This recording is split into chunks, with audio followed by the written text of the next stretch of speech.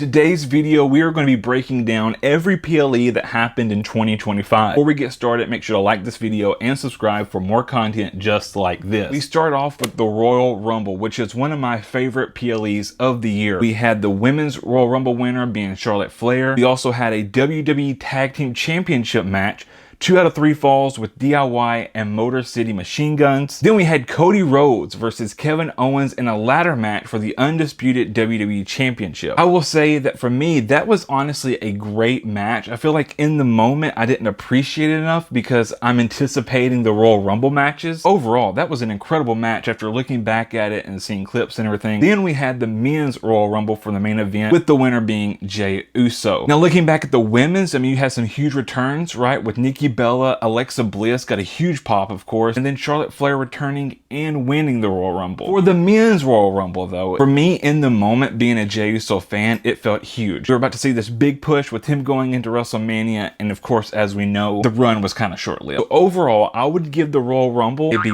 I think it was great. It was also John Cena's last Royal Rumble. It came down to John and Jey. There were some great matches, there were some cool returns, but I don't know if it was an A+ of a Rumble. Then we head into the Elimination Chamber. Now you had the Women's Chamber winner being Bianca Belair. If you remember, there was a huge storyline with Jade Cargill getting injured. She came back before the Elimination Chamber match started. We all thought she was going to attack Liv, but no, she went after Naomi while Bianca was in the little cage thing. I don't know what you call those things, plexiglass, whatever. That was a huge moment right there. We had Tiffany Stratton and Trish Stratus versus Nia Jax and Candice LeRae. We had an unsanctioned match with Kevin Owens and Sami Zayn. Kevin Owens is just back-to-back incredible matches here with the Royal Rumble and now Elimination Chamber. And side note, if you remember, Randy Orton returned at the end of that match. And then of course we had the Men's Chamber winner being John Cena. Reading all of that off, it seems incredible, but there is one huge component to all of this, and that is we had Cena's heel turn after the Chamber match had ended. It might have been one of the biggest moments of the year to see Cena team up with The Rock, betray Cody Rhodes, and you're thinking, oh my goodness, the possibilities are endless here. As we all know, it led to absolutely nothing. In the moment, it felt super cool, so I will give the Elimination Chamber an A. If you're thinking about it in the moment, watching it for the first time, it seemed so huge, so incredible. We thought we were about to see this incredible run with The Rock and John Cena just disrupting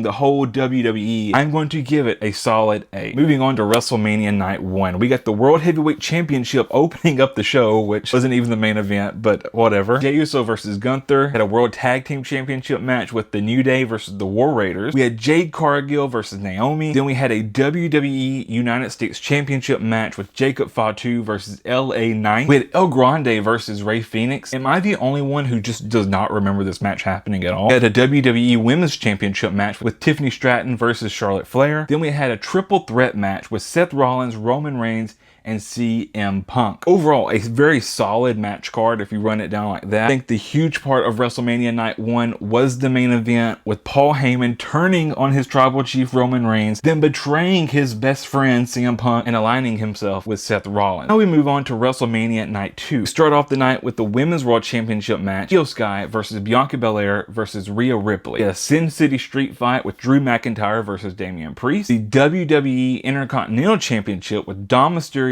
versus Braun Breaker versus Penta versus Finn Balor. We had an open challenge with Randy Orton versus Joe Hendry. Logan Paul versus AJ Styles. We had a WWE Women's Tag Team Championship match with Lara Valkyria, her surprise tag team partner returning Becky Lynch versus the Judgment Day. And then we ended the night with the main event, the undisputed WWE Championship match with John Cena versus Cody Rhodes. I think we can all agree that we were very disappointed in the main event with John Cena and Cody Rhodes, which led to Travis Scott coming out. Travis Scott. To me, I think Night 1 was better than WrestleMania Night 2. So WrestleMania Night 1, I'm going to give an A. WrestleMania Night 2, I'm going to give a B. No, Travis Scott showed up. I'm going to give it a C+.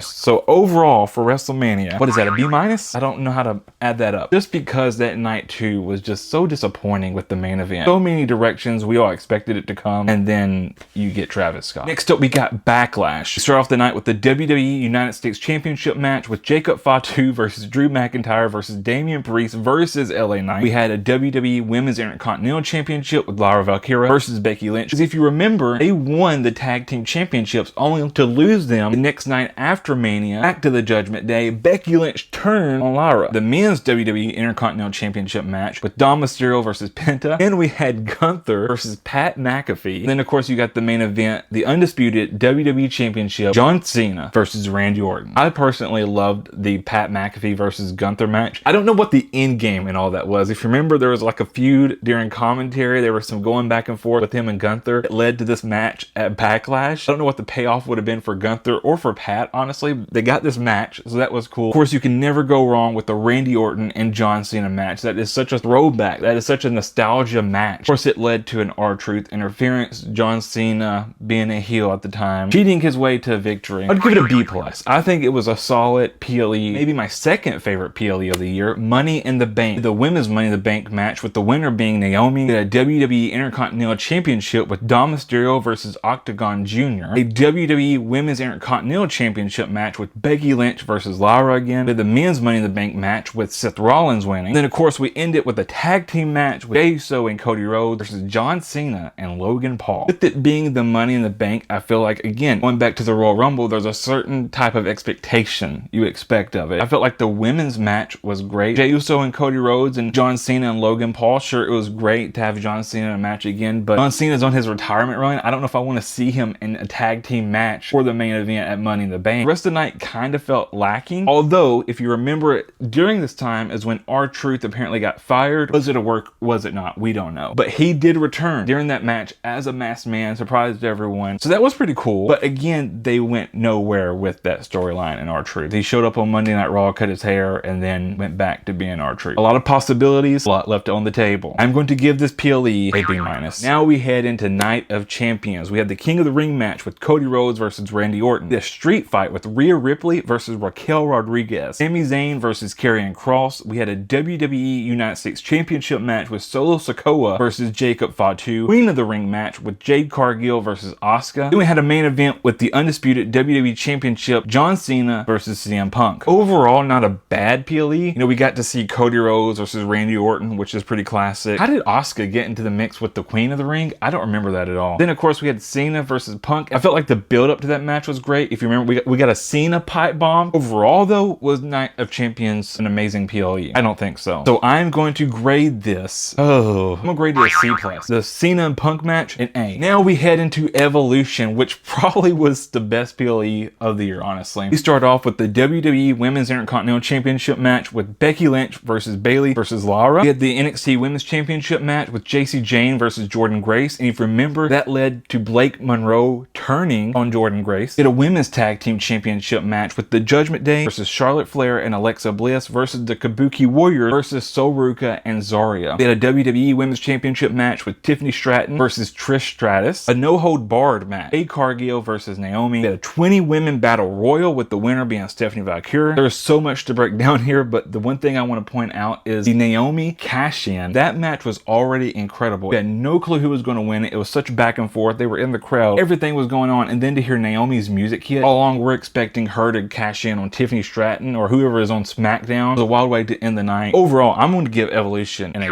Now we head into SummerSlam Night 1. We got Jey Uso and Roman Reigns versus Braun Breaker and Bronson Reed. We had a WWE Women's Tag Team title match with Alexa Bliss and Charlotte Flair versus the Judgment Day. We had Sami Zayn versus Karrion Kross, which we now know was the last match for Karrion Kross in the WWE. We had a WWE Women's title match with Tiffany Stratton versus Jade Cargill. Drew McIntyre and Logan Paul versus Jelly Roll and Randy Orton. Then we ended Night 1 with the WWE World Heavyweight Championship match with CM Punk versus Gunther. Two matches immediately stand out to me here, and that is the tag team match with Jelly Roll and Randy Orton versus Drew McIntyre and Logan Paul. I don't know how other people felt about Jelly Roll and everything. I thought he held his own. I think Logan Paul is a great wrestler as well, so putting it with Randy Orton and Drew McIntyre. Then of course we had the main event with CM Punk winning the World Heavyweight Championship, only to have the Seth Rollins fake out cash in, because at this time we were thinking Seth Rollins is injured. He is not able to compete. He comes out crutches and a boot on, only for us all to be fooled and him run down to the ring, cash in on CM Punk. And CM Punk had like a 5-second title reign, but it's whatever. Looking back on SummerSlam Night 1, I thought it was overall a great night. I'd probably give it an A, a solid A. But now we move on to SummerSlam Night 2. We had a women's world title triple threat match with Naomi versus Io Sky versus Rhea Ripley. We had a tag team titles match with tables, ladders, and chairs. We had a women's Intercontinental Championship match, no disqualifications, with Becky Lynch versus Lyra Valkyria. We had a United States Championship match in a cage with Solo Sikoa and Jacob Fatu. We had the men's Intercontinental Championship match with Dominic Mysterio versus AJ Styles. We had an undisputed WWE title match and a street fight, John Cena versus Cody Rhodes. There's so much to go over for Night 2 here. I think tables, ladders, and chairs tag team title match was insane. I mean, it was like fast paced as soon as the match started. At the moment, I thought that was going to be my favorite match of the night. Dominic Mysterio versus AJ Styles was a great match. And then of course the street fight. This was right after John Cena had turned babyface again. We had the incredible heel run. It was kind of random. I think it was like on a Friday Night SmackDown. He just like switched. Yeah, you know what? You're right, Cody. I'm a good guy. And that match was all over the place. They went underneath the stage. They went through. They took off ropes. I am going to give SummerSlam Night 2 an A+. So overall, oh, and not to forget that Brock Lesnar returned after the Cody Rhodes and John Cena match. I'm going to give SummerSlam an A++. Now we head into Clash in Paris. We got Roman Reigns versus Bronson Reed. We had a WWE Tag Team title match with the Wyatt Six versus the Street Profits. We had a Women's Intercontinental Championship match with Becky Lynch versus Nikki Bella. We had a good old-fashioned Donnybrook match with Rusev versus Sheamus. Then we had John Cena versus Logan Paul. Then we had the WWE World Heavyweight Championship match with Seth Rollins versus CM Punk versus Jey Uso versus LA Knight. This PLE doesn't really feel memorable to me. Like, nothing really just stands off when I look at the match card here. This was also the last PLE on Peacock. Maybe that was it. I don't know if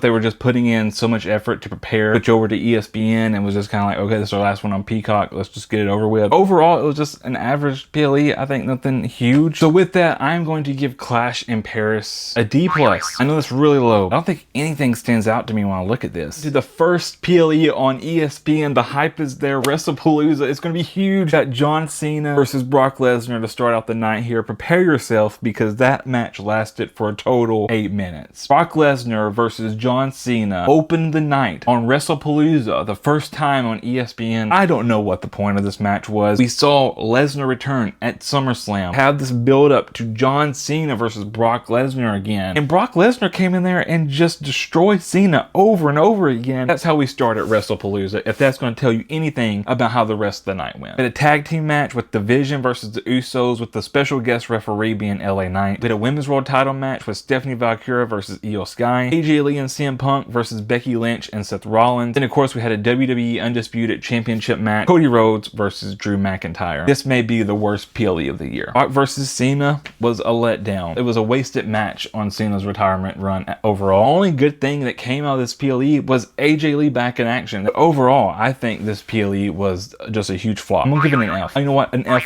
because AJ Lee returned. So that's the only plus about this PLE. Now we head into Crown Jewel. We got an Australian street fight with Bronson Reed versus Roman Reigns. We had a women's Crown Jewel match with Stephanie Valkyria versus Tiffany Stratton. We also had John Cena versus AJ Styles, Io Sky and Rhea Ripley versus the Kabuki Warriors. And we had the men's Crown Jewel match with Seth Rollins versus Cody Rhodes. I wanted to stand up and just applaud the TV after the John Cena and AJ Styles match. That was absolutely a classic. By far his best match of the entire farewell tour. That saved this PLE in my opinion. Crown Jewel, not that bad of a PLE, I guess. I mean, coming out of WrestlePalooza, this was great. I guess I would probably give Crown Jewel a B+, just a solid B. It doesn't deserve the plus. And finally, we come to the last PLE of the year, and that is Survivor Series War Games. We had the women's War Game match with Team AJ Lee, Alexa Bliss, Charlotte Flair, Io Sky, and Rhea Ripley versus Team Becky Lynch, Lash Legend, Nia Jax, and the Kabuki Warriors. We then had a WWE Intercontinental Championship match, also John Cena's final PLE. We then had a WWE Women's World Championship match with Stephanie Valkyria versus Nikki Bella, and then we had the men's War Games match with Team Brock Lesnar and Drew McIntyre and The Vision versus Team CM Punk, Cody Rhodes, Roman Reigns, and the Usos. This was a struggle because the War Games matches to me are very close to like Money in the Bank and the Royal Rumble, and especially when you look at the overall talent for each team, there are so many huge superstars there. I feel like the women's match overall was great. I don't know if I like Becky Lynch just tapping out to end the match, but the overall match was pretty good. And then we go into the men's match and we got like a 30-second Yeek session. And I am a Jey Uso fan. I love Jey Uso, but that was just like, hey, this is how we're going to spend 30 seconds in the War Games match? Of course, that was interrupted by Brock Lesnar and he came out. We did have a masked man to interfere. I just don't know if I want that happening during a War Games match. Call me old-fashioned. The match itself should be what's compelling. Away from the War Games matches, Dom versus Cena was overall a really good match. We also got a Liv Morgan return. We got like involved into that match. Their match probably was my favorite one of the night. I'm going to give Survivor Series War Games, the last PLE of the year, a C+.